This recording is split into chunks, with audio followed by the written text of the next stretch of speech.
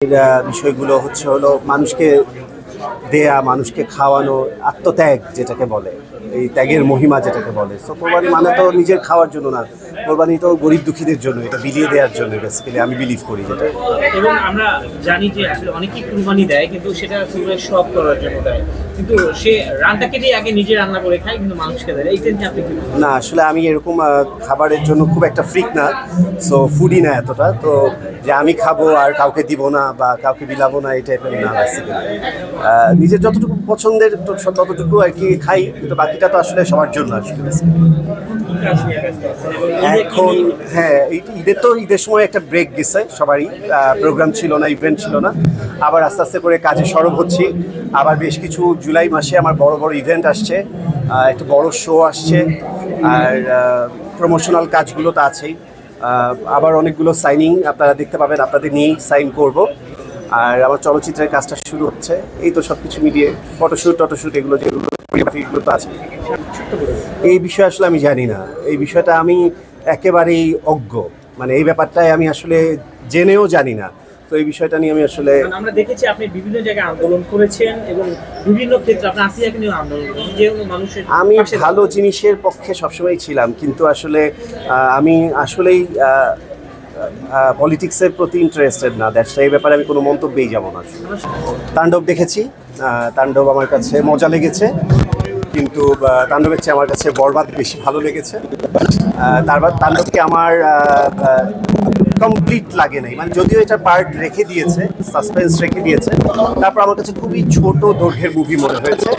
আমি মনে হলো যে মজা পেতে পেতেই মানে ছবিটা কমপ্লিট শেষ হয়ে গেছে, সেই জিনিসটা একটু অসম্পূর্ণতা যেটাকে বলে সেটাকে আমি ফিল করেছি। অভিনয় আমার সাকিব খান তো অপ্রতিদ্বন্দ্বী, অতুলনীয়, সাকিব খানের সাথে কারো তুলনা হবে না। তারপরে জয়া হাসানের অভিনয় খুব ভালো লেগেছে। আসলে আমি প্রতি ভীষণ বিরক্ত, এগুলো আমার পছন্দ না। পার্সোনাল বিষয়গুলোকে আসলে একটা ক্যামেরার সামনে বা অডিয়েন্স বরাবর আনা উচিত না, কারণ কেউ কারো কথা রাখতে পারছে না, কেউ কারো যে স্টেটমেন্টটা দিচ্ছে সেই জায়গাটায় থাকতে পারছে না। প্রতিনিয়ত তাদের স্টেটমেন্ট বা তাদের অ্যাক্টিভিটিসগুলো চেঞ্জ হচ্ছে। সো এগুলো আসলে আমি মনে করি না দেখানোটাই বেটার। তো যত কম দেখাবে আমার মনে হয় ততই ভালো। আর যে সম্পর্ক আসলে আমি মনে করি যে রাখতেই হবে, টিকে থাকতেই হবে, বা ওই মানুষটার সাথে থাকতেই হবে। আমার মনে হয় না এত দ্বন্দ্ব তর্ক ক্যামেরার সামনে দেখানো উচিত। আসলে আমি ভিডিওগুলো স্কিপ করে গেছি, আমি বিষয়গুলো আসলে দেখিনি। তো যেহেতু দেখিনি এই বিষয়ে আসলে আমি কোনো গল্প বা মন্তব্য বলতে পারবো না, যা জানি না সেটা নিয়ে কীভাবে কথা বলবো। আমি এগুলো একদম পছন্দ করি না। আমি এগুলো নিয়ে আসলে কথা বলার মতো মানুষ না আসলে, বেসিক্যালি যার যার ব্যক্তিগত পছন্দ। আমাকে নমিনেশন দেওয়া হয়েছে বেস্ট ফ্যাশন ডিরেক্টরের, তো দেখা যাক কি হয়। যাচ্ছি, ঢুকছি আপনাদের সবার। প্রথমত হলো শো অফ করার বিষয়টা, এটা সবার কম বেশি থাকবে, কিন্তু শো অফটা যেন এমন না হয়ে যায় যে আমি শো অফ করছি তো মানুষ আমাকে মিথ্যে ভাবছে, বুঝতে পারছে যে আমি মিথ্যে কথা বলছি। মানুষ কিন্তু সবার অ্যাক্টিভিটিস বা রুচি বা লাইফস্টাইল দেখলেই বোঝে আসলে কে ফ্যাশনেবল বা কে ফ্যাশনেবল না। সুতরাং জোর করে যদি শো অফ করতে যাই তো সেটা আসলে একটা মিথ্যে বলা হবে।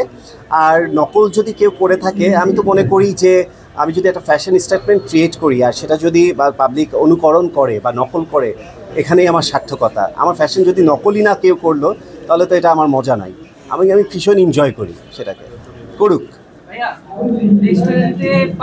না না, রেস্টুরেন্ট এটা একটা রূপক অর্থে একটা কথা, আর যাকে নিয়ে বলা সেটাও আমি আসলে তাকে মিন করে কোনো কথাটা বলিনি। সে অবশ্যই ভালো অভিনেত্রী এবং নাটকের অত্যন্ত জনপ্রিয় অভিনেত্রী, কিন্তু তার যে সাম্প্রতিক আপনাদেরই করা, আমি হলের যে যেগুলো রিলিজের পরে যে আপনারা গিয়ে তাদেরকে নানান রকম রিভিউ নেন বা তাদের নানা রকম মতামত নেন বা বক্স অফিস রিপোর্টের জন্য আপনারা যে দৌড়ঝাঁপ করেন, তখন দেখলাম যে কোনো তারকা যদি খুবই অহংকারী মুডে থাকে বা একটু হামবড়া ভাব নিয়ে কথা বলে বা একটু নাক উঁচিয়ে কথা বলে বা একটু উন্নাসিকতা আচার আচরণ করে, এটা দেখতে দৃষ্টিকটু দেখায়। আমি সেটার ব্যাপারে সব শিল্পীদেরকে বলেছি যে আপনারা কেউ এই ধরনের আচার আচরণ করবেন না।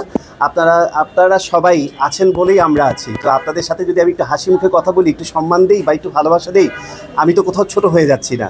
আমার অহংকার হলো আমার পতনের মূল। আমি কেন অহংকার দেখাবো? আমি সেটাকে মিন করেই আমার স্ট্যাটাসটা দেই। আচ্ছা। ধন্যবাদ।